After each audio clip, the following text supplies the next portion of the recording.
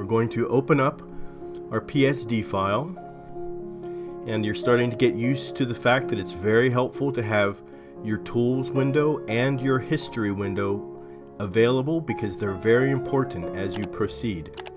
We're going to cut out our apple so that we can make sure that we create an illusion of depth of field to allow people to focus on the red delicious apple and nothing else. So with our lasso tool, we're going to start clicking around, cutting it. We want that to have a edge that's precise but not rigid.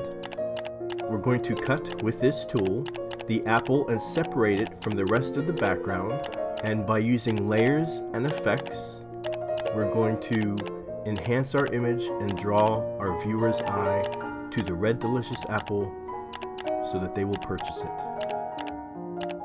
We have a client who wants to sell a truckload of red delicious apples that he got at a reduced price.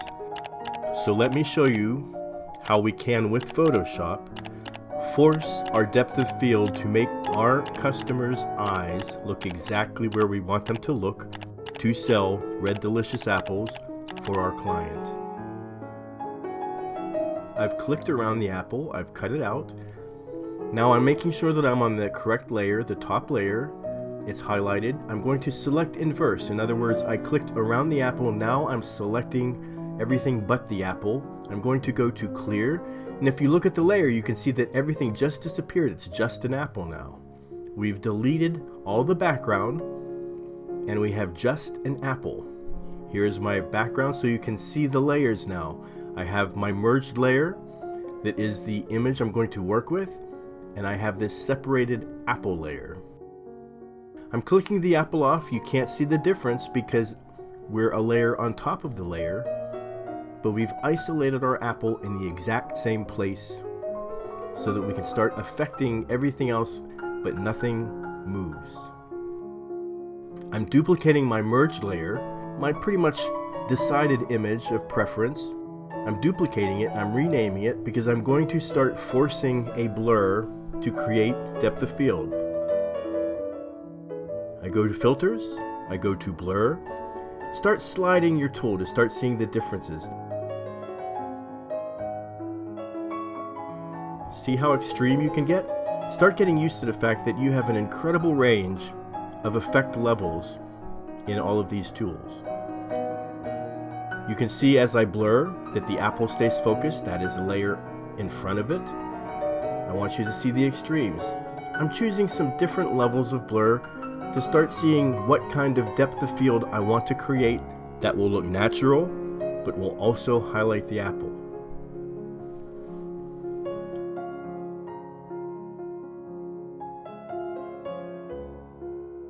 I'm going to duplicate my original merged layer, and I'm going to create a second forced blur with a little more blur, more than the first one, so that I can have two to compare.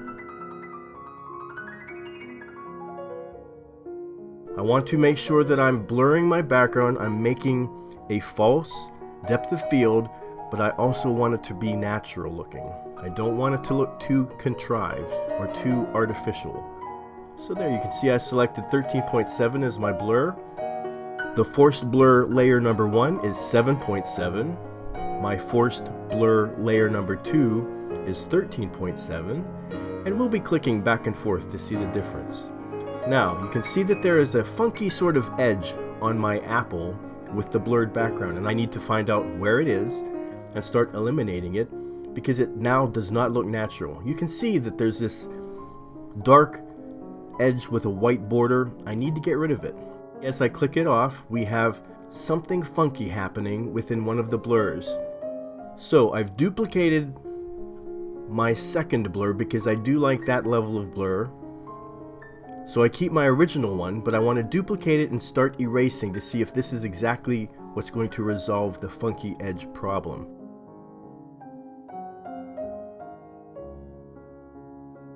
I'm erasing at the flow of 17% and with an opacity of 17% to very gently erase this funky edge lightly. I do not want to do anything extreme, so I'm just gradually erasing.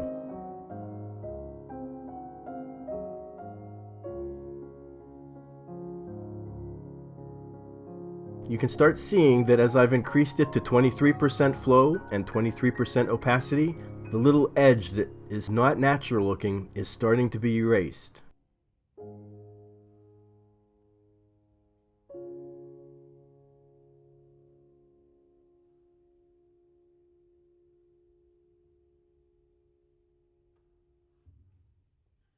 Play with your tools to see the magnification, to see the overall picture.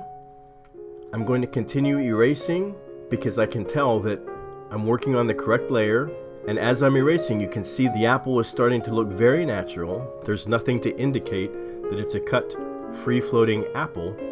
By the time we're done with this, you will think that this apple is just part of the shot as opposed to a separate layer. I'm erasing part of the blur so that it blends in with the white below and the apple does not look like it was cut out.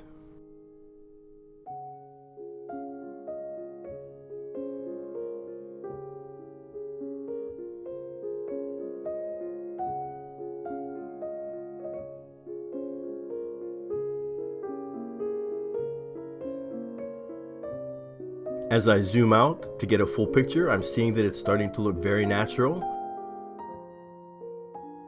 As you can see, I'm clicking the various levels of focused blur to see what looks good. Is the apple starting to pop? Is my eye being drawn to the focused apple and the word delicious? Now, you can see why it's important to have the white layer. The white layer is allowing me to see the things I'm erasing. There is our hole in our blurred background. There is our hole. There is our layer of apple all by itself. There is our hole in the blurred layer. There is our crisp, clear apple in its own layer.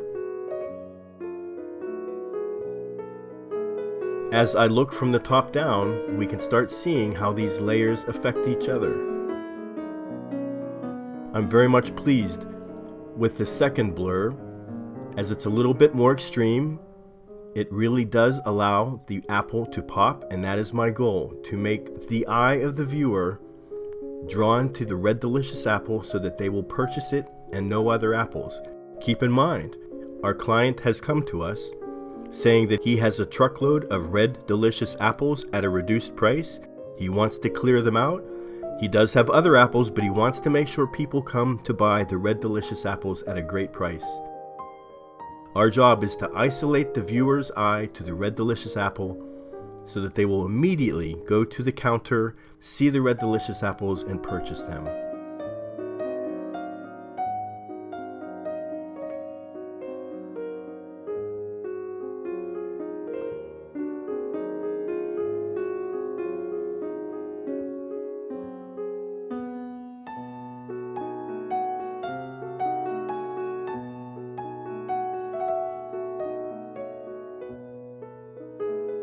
You can see with the varying layers of focus that it does allow our apple to stand out.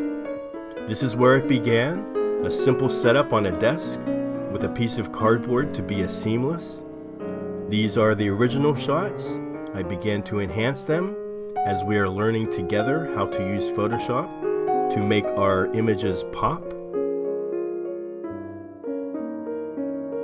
You can see that I've changed the delicious sign. I've changed the apple. We have all these isolated layers now, and we have a final product from beginning to end that hopefully will sell Red Delicious apples for our client.